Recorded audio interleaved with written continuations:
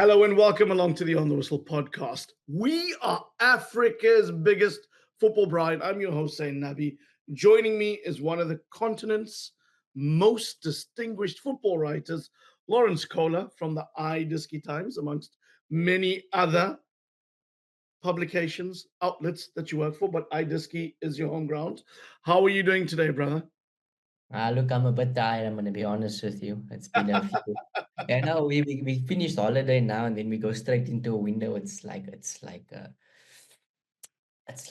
torture, not torture, but there's a word I'm looking for, but it's not right on us. You know what I mean? I'm glad I had a one-man braai with Courtney the other day, so yeah, it was quite different to the Zayn braais, but nonetheless enjoyable.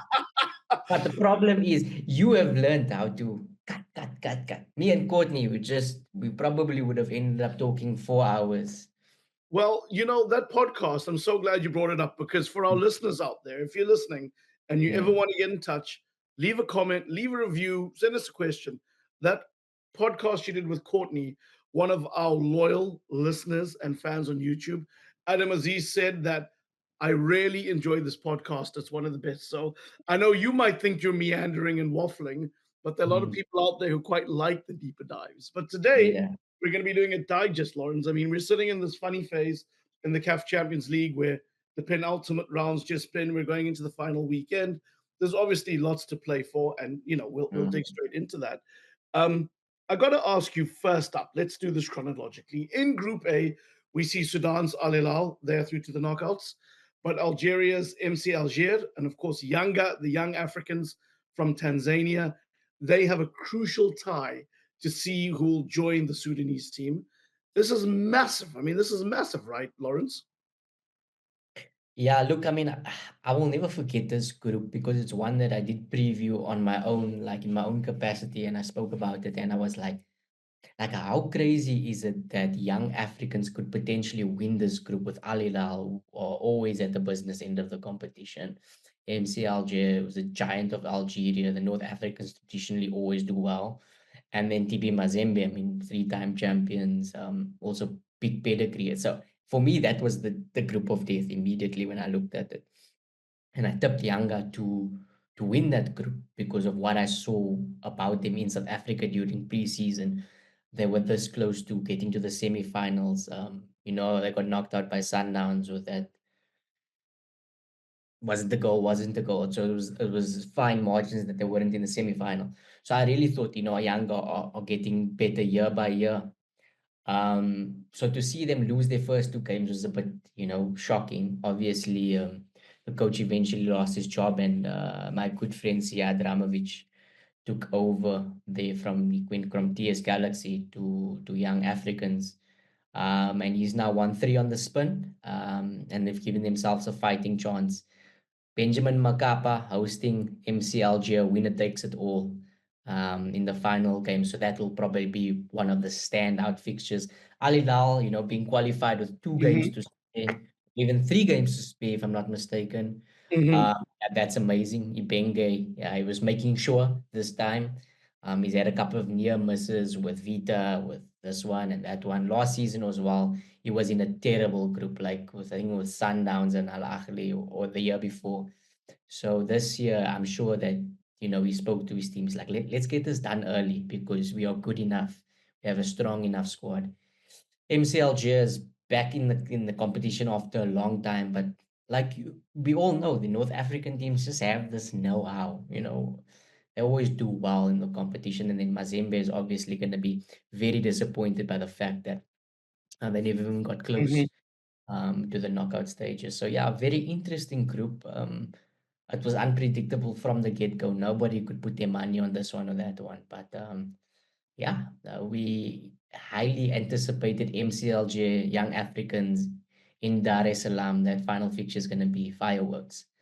Of course, the crowds in Tanzania are amazing. Yanga and Tanzanian football have been trending up for some time.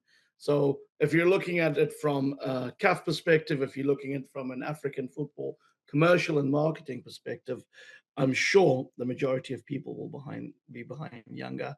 to go through to the knockouts. Mhm. We'll spin across to Group B now, and there it's pretty tight between South African giants Mamelodi Sundowns and Morocco's Raja Casablanca. They're battling it out to see who will join FAR Rabat from Morocco in the quarters. Are you surprised to see that Sundowns haven't done the business yet? 100%. Even though they haven't been as good or as, how can I say, fluent like we used to know them, they're still a very organized, professionally run club. You know, they've got the squad. There's no payment issues. They are world class in, you know, their logistics, pre-planning, periodization, everything you can think of, right? And then you are fighting against Raja Casablanca, who's had three presidents in the space of 18 months. They don't have a head coach, they have an interim head coach. Their captain just terminated his contract. Their best player, Yusri Bazouk, the top scorer of the league, just terminated his contract. There's so much going wrong. They're potentially going to have their third or fourth coach in less than 6 months. You know what I mean? How are these two clubs, no matter how big each club is, how are they fighting for one spot? It shouldn't even be an issue. You know what I mean? In my opinion, Sundowns should have been coasting through this group as they've been doing in previous seasons. But at the one end, you know, certain players are saying, you know, yeah, we peaked early and then we fell and at the knockout stages. Maybe I believe this is just their way of trying to take a positive spin on things. They think that, Of you course. know, they get in and then they peak, which could happen. We will never know, or they could just be as poor or scrape through as they were. Because I mean, this weekend they played Maniema Union in Kinshasa. It was one of those scrappy games. And Peter Shalulile comes on in the final few minutes, but you could see it, you know, the synthetic pitch, the plus 30 degrees, at the humidity. You could see the players were really struggling. They couldn't string passes together. Shalulile comes on, he scores a late goal, forces a late own goal, 95th minute or something, and they win the game. So look, everything's in their hands. If they beat Asfar at Loftus, they win the group, and then everything I just said doesn't matter. You know what I mean? Exactly. But if they lose, I mean, this could be have Yeah. huge consequences for the coaching staff.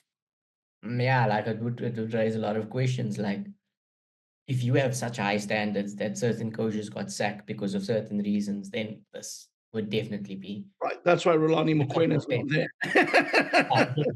That's why Mangoba probably wasn't there either, because he had a very Oh, like a weird through to Maniema Union at home, through to Asfa, and then Cardoso came in his first game, he beats Raja 1-0. Um, so yeah, like is it a sackable offense? Because you've had 4 games in mhm. George, and if you don't go through, but I think they'll do the business and win the group and Or you know, calm will be restored. potentially. And then I know after we preview all the groups, we're talking about who's the favorites, maybe blah blah blah. But I just think we are gonna be looking at something as the lack of the draw for Sure. to to see who's gonna go all the way. You know what I mean? Of course. Of course. Well, in Group C, it's all said and done. Soweto Giants, Orlando Pirates, and the Kings of Cairo, Al Ahly, both already qualified. Are you surprised to see Pirates in top spot in Group C, Lawrence? Yes and no. Yes, because it's been a while since they've been in the Champions League. Um, and obviously because Al Ahly is there. Belouizdad is also a regular there, so I thought they would put up a bit of a more fight, but they've also been in disarray since the start of the season. You find that some of these clubs, when their ambitions are bigger than their current reality, they start, falling apart like this. Like Belouizdad weren't spending big money. Okay, they were, but they weren't spending big transfer fees. Um, they weren't talking about we're gonna conquer this and this, and they were constantly winning the league with like without fail, getting through to the next round of the Champions League without fail. And now all of a sudden, when they signal bigger ambitions, they're now falling apart in both the league and in the Champions League. So it's a bit strange there what's happening. And then obviously Stade Abidjan were, I think they were there for they were never going to compete in this group. It was always going to be a bridge too far for them, even though they've shown some quality, especially in Abidjan. But yeah, Pirates, the cup form under Jose Rivero has always been good. It's like almost like it's a mindset change for these players and for the technical team when it's a cup. Like they just play this different type of football and they get the job done. And they also play good football. Against Belouizdad this weekend was a really good game, back stadium, and a stunning goal from Talente Mbata to seal the 3 points, obviously, despite the late goal. So yeah, another top of the table decider in Cairo between Al Ahly and Pirates, which should be I mean, You don't see it as a dead rubber. that is kind of a dead rubber in a sense that Al Ahly could lose and still win the trophy. Pirates could lose and Pirates could win and they can't win the trophy. You get where I'm going with it. It doesn't matter who wins in the greater scheme of the title, right? And secondly, Sundowns have found themselves to win the group and then getting a terrible opponent in the next round because of the draw, because they came first. So like, you could Pirates could come first and then they get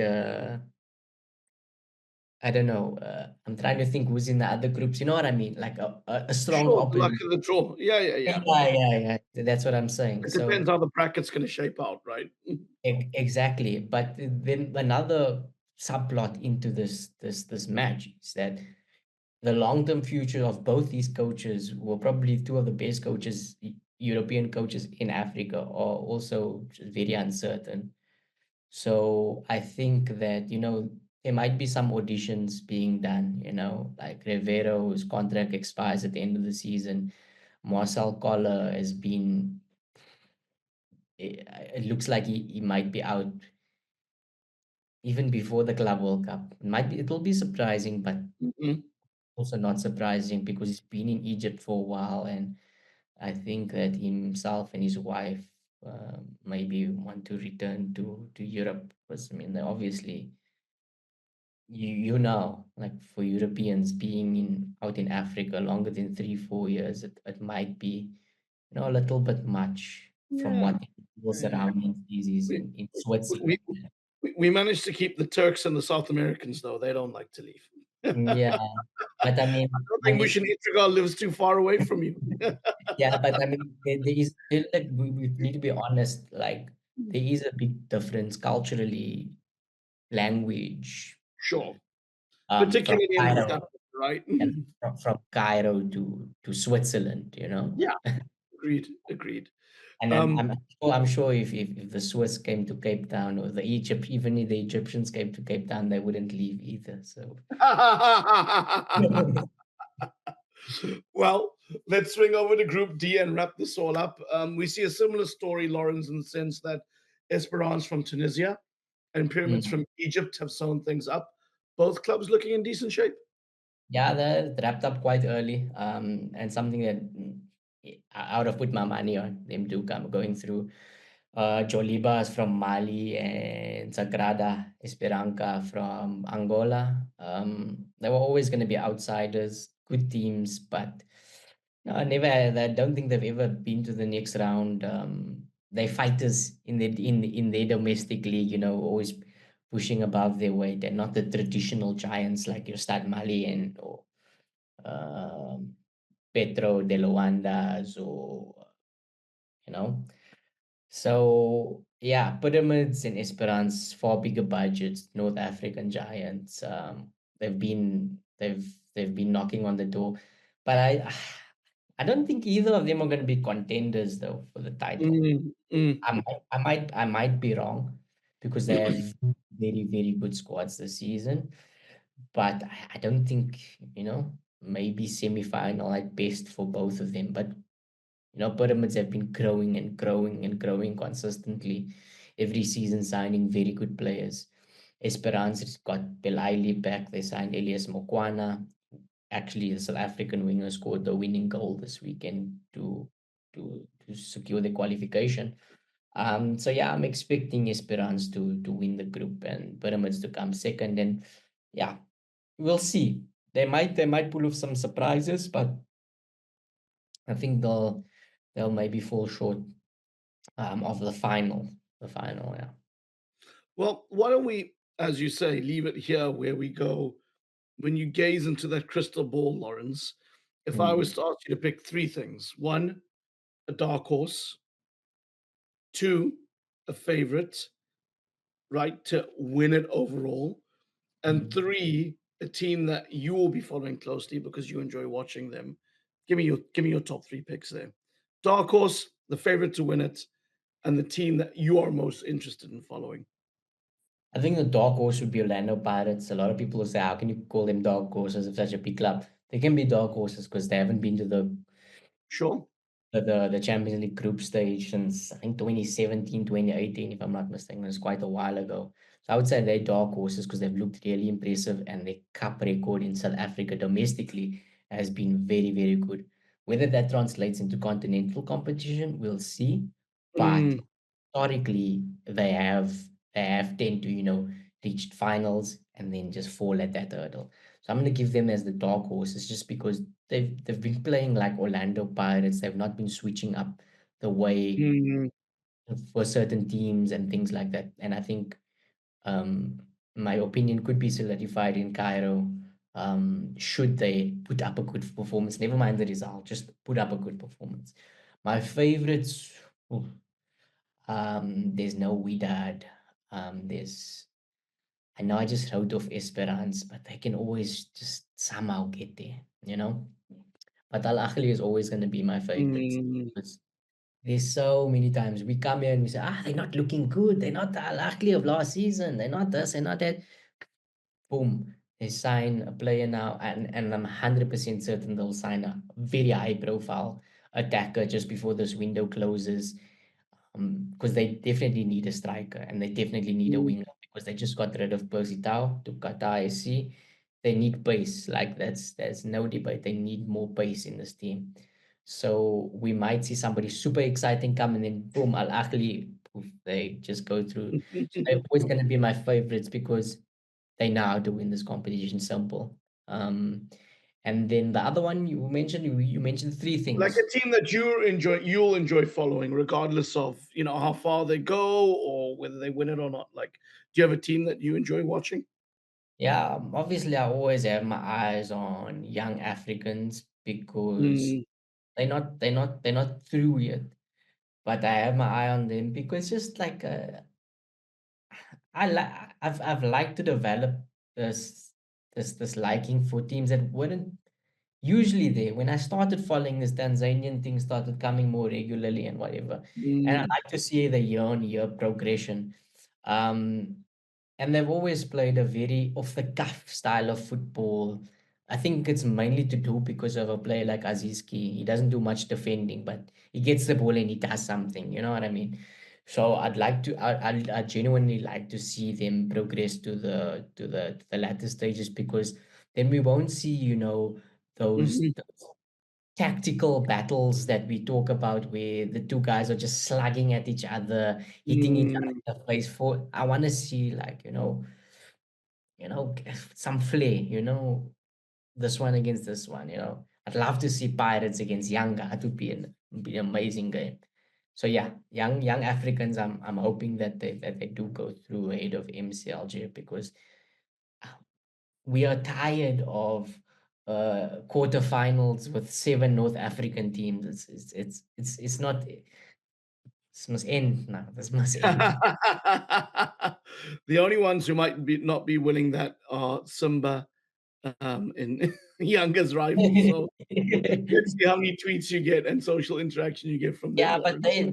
they threw in the Confed Cup. Our compatriot Fadlu David's doing a really good job there. Yeah. We must keep an eye on them in the Confed Cup, It, definitely. it is funny. I was just thinking the other day, Lawrence. I remember when I was reporting on Fadlu when he was playing for Maritzburg United. Mm. Um, and Skipper. say again? He was the skipper. Yes, yes. And I was a Durban-based reporter for ENCA, and in those days, an hour trip to Maritzburg was a long trip, which I guess for you is just like getting lunch. Yeah. And whenever he'd see us, he'd be jokingly go, "You guys finally came." That's what's When that, weird. Like you're in Gauteng, you drive 1 hour. It's like going to your neighbor now. It's like it's just well, one highway, and then you're in Pretoria. You know what I mean? But exactly. When I was in Cape Town to drive 100 k's, it felt like I was going to a different country. I don't know. So weird. It's Same really thing in weird. Durban. Yeah. It's, Lawrence, mm, appreciate your digest, my friend. Thank you for sharing your analysis and obviously good humor and wisdom. We'll be looking forward to the final weekend in the CAF Champions League. And for those of you who are listening out there, let us know if you agree, disagree with Lawrence, have any questions for him or anyone else from the pod. Hit us up on social media. You can find us on X and Instagram at OTW underscore podcast, or you can search for the On the Whistle podcast on YouTube rather, or on Facebook. Join the communities, leave a comment, leave a review. It really does help people find the show. Lawrence, we wish you well. Enjoy the football this weekend. And to our listeners out there, Salagashne.